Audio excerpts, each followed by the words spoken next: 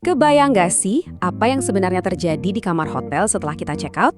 Nah, kali ini kita bakal bongkar sebuah proposal keren soal sistem hotel cerdas. Kita mau lihat gimana teknologi secara diam-diam mengubah wajah industri perhotelan. Oke, kita mulai dari sini ya. Ada satu kutipan yang kena banget dan ini langsung ke jantung masalah yang dihadapi banyak hotel. Sebuah masalah yang mahal tapi sering banget terabaikan.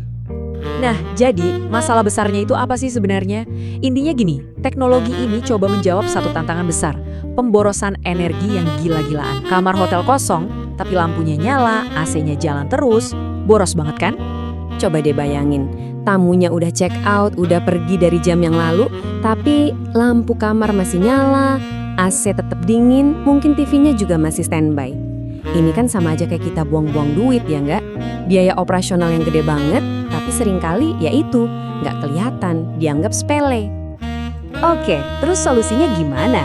Nah, solusinya tuh bukan pakai gadget yang ribet, yang bikin pusing. Justru sebaliknya, jawabannya tuh elegan banget. Ini tentang gimana caranya menggabungkan kenyamanan tamu dengan efisiensi yang cerdas. Yuk, kita lihat. Jadi intinya tuh simple banget. Sistem ini dibangun di atas satu prinsip sederhana, kasih pengalaman terbaik, pengalaman premium, pas tamunya ada di kamar. Tapi, begitu mereka pergi, sistemnya langsung hemat energi. Udah sesimpel itu. Oke, teknologinya kedengeran canggih ya, tapi yang paling penting kan gimana rasanya buat si tamu, buat orang yang nginep di sana. Pengalamannya jadi lebih ribet atau gimana? Nah, ini dia alurnya. Dan ini gampang banget. Pas tamu masuk kamar, boom, lampu nyala, tirai kebuka, AC aktif. Semuanya otomatis. Terus, pas tamunya keluar kamar, sistemnya langsung matiin semua yang nggak perlu. Semuanya terjadi gitu aja di belakang layar. Tamunya nggak usah mikir, nggak usah pencet apa-apa, teknologinya benar-benar melayani manusia, bukan sebaliknya. Ini nih filosofi utamanya. Teknologi yang paling bagus itu justru yang nggak kelihatan, yang nggak kita sadari.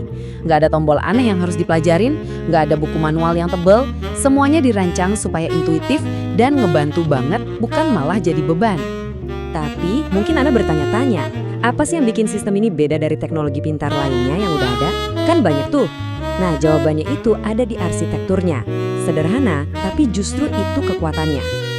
Nah, di sini letak keunggulannya. Sistem lain biasanya butuh server pusat yang gede, harus nyambung internet terus-menerus, dan kadang ada biaya lisensi bulanan atau tahunan yang tersembunyi. Sistem yang ini beda total, nggak perlu server, bisa jalan total tanpa internet, dan nggak ada biaya tambahan macam-macam. Jujur dari awal. Jadi kalau di lapangan artinya apa? Artinya sistem ini jauh lebih bisa diandalkan. Internet hotel lagi mati, nggak masalah, kamar tetap berfungsi normal. Keamanannya juga lebih terjamin karena semua data cuma ada di kamar itu aja, nggak keluar kemana-mana. Dan pastinya biaya perawatannya jadi jauh lebih murah. Oke, sekarang kita ngomongin duitnya. Mari kita bedah angkanya biar kebayang seberapa masuk akal sih investasi sistem kayak gini dari sisi bisnis? Dari proposal yang ada, investasinya itu sekitar 7 juta rupiah untuk satu kamar. Nah, yang perlu dicatat, ini biaya sekali pasang ya, one time investment. Nggak ada tuh biaya langganan bulanan yang bikin pusing. Pertanyaannya jelas kan? Dengan investasi segitu, apa yang didapat? Apa return on investment-nya?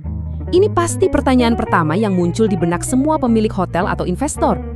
Nah, jawabannya itu ada 3. Pertama, jelas, biaya operasional langsung turun karena hemat listrik. Kedua, pengalaman tamu jadi lebih premium, lebih wah. Dan yang ketiga, ini penting buat jangka panjang. Nilai aset hotelnya sendiri jadi ikut naik. Jadi untungnya itu bukan cuma soal motong tagihan listrik aja. Kalau kita lihat lebih luas lagi, studi kasus ini sebenarnya ngasih kita gambaran soal tren yang lebih besar. Ini tentang kemana arah industri perhotelan di masa depan. Fokusnya udah mulai geser, bukan cuma soal mewah, tapi soal cerdas. Dan ini membawa kita ke sebuah kesimpulan yang keren banget. Hotel masa depan itu ternyata bukan soal siapa yang paling mahal, tapi siapa yang paling efisien, paling gampang dipakai, dan yang paling peduli sama pengalaman tamunya sebagai manusia.